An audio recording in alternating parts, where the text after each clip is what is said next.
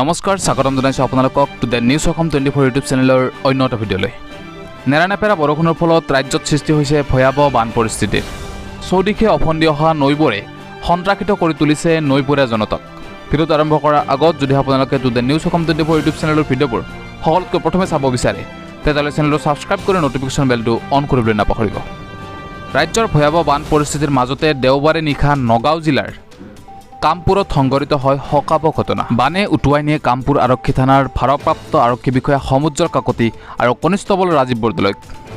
ইয়াৰ পিছতে SDRFে অভিযান চলাই কনিষ্টবল ৰাজীৱ বৰদলৈৰ মৃতদেহ উদ্ধাৰ কৰে যদিও সোমবাৰে পুৱালৈকে সন্ধান ওলোৱা নাছিল কামপুৰ আৰক্ষী থানাৰ ভাৰপ্ৰাপ্ত বিষয়া সমুজ্জ্বল কাকতিৰ। অৱশেষত উদ্ধাৰ হয় বানত উঠি যোৱা আৰক্ষী বিষয়া সমুজ্জ্বল কাকতিৰ মৃতদেহ। SDRFে উদ্ধাৰ কৰে সমুজ্জ্বল কাকতিৰ মৃতদেহ। কামপুৰ আৰক্ষী থানাৰ সমুজ্জ্বল কাকতিৰ ঘৰ আছিল চাংচাৰিত। নিশা আছামীৰ বিৰুদ্ধে অভিযান চলাবলৈ গৈ পানীত উটি গৈছিল দুই আৰক্ষী। দেওবাৰে নিশা এগৰাকী অপৰাধীক বিচাৰি অভিযান চলাবলৈ যোৱাৰ সময়তে এই শোকাবহ ঘটনা সংঘটিত হৈছিল। আমি জানিব পৰা মতে কনিষ্টবল ৰাজীৱ বৰদলৈৰ প্ৰাণ ৰক্ষা কৰিবলৈ পানীত জাপ দিছিল সমুজ্জ্বল কাকতিয়ে। পিছে কপিলী নৈৰ বানৰ কবালতে উটুৱাই নিয়ে দুজনকে। এনেকুৱা ধৰণৰ খবৰবোৰ সকলোতকৈ প্ৰথমে চাবলৈ to the news Assam 24 YouTube চেনেলটো ছাবস্ক্ৰাইব কৰিব নাপাহৰিব। ধন্যবাদ।